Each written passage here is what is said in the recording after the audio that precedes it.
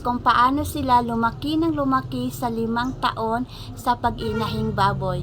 Keep on watching!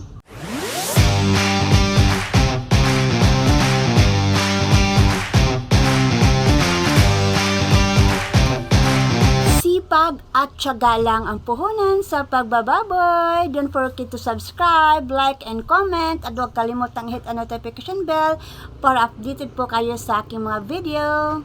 Bago ko i-share sa inyo guys kung paano namin ginawa, ibabahagi ko muna sa inyo guys ang aming mga mommy pigs. So ayan guys, buntis na rin guys nung nakaraang 17 guys no, nagwa 1 month na siya guys. So panganay ang magiging anak niya guys. So ito naman, sa darating na next month sa June, manganak na rin yan guys. So dito naman yung nakalagay sa cage, buntis na rin yan. Nilagay namin sa cage kasi napakakulit niya guys. So ayan, buntis na rin yan guys ng 2 buwan. So ito naman guys, hindi pa siya pwede kasi bata pa siya guys or dumaga pa siya. So kailangan pa natin yung pakainin guys no. So ito naman yung pangalawang magiging barako guys. So ayan, bata pa siya guys. Kailangan pa natin ng alagaan ng ilang buwan para naman yung katawan nila is magiging handa sa mga susunod na buwan guys kung kaya na ba nila guys no. So ayan, dinagdagan namin yung isa para magiging 2 ang barako namin. So ito naman guys, buntis na rin guys, malaki ng tiyan niya, 2 buwan na 2 buwan mahigit na guys.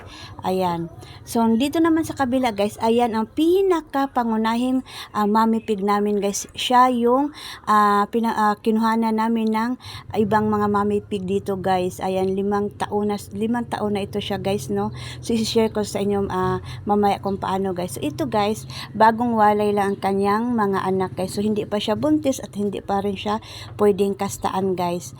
O ayan guys no. So dito naman guys, ito yung si Lolong guys no. Yung pinakaunang barako namin guys. So siya yung ama sa ibang mga mommy pig dito na hindi naman niya kalahi guys no. So ibang lahi naman ang kanyang kinastaan dito guys. So ito guys, buntis yan, tingnan nyo, malaki na rin ang kanyang tiyan guys no. So buntis na rin guys, month of July manganak na rin yan guys. So yun guys, dito muna tayo sa bahay no dahil napakaingay doon guys sa ating babuyan, lalo na kapag time nila sa ilang pagkain guys. So ayan, so isi-share ko sa inyo guys, nagsimula ang aking tiyahin guys, siya yung unang nagsisimulang nagbabuyan doon is 2019 guys. 2 inahing baboy lang ang kanilang panimula guys.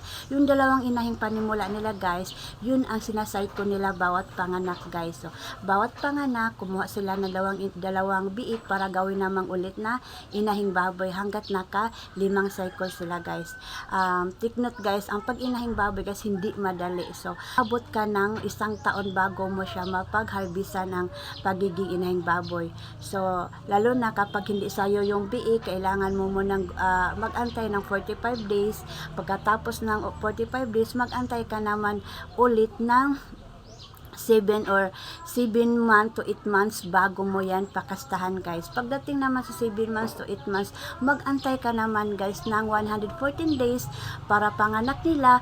Pagkatapos manganak guys, mag-antay ka naman 45 days bago mo sila ma-harvest guys. So ganun katagal at ganun kahirap ang gumawa or mag-alaga ng inahing baboy. Pero sipag at syaga lang guys is makukuha mo rin yan guys.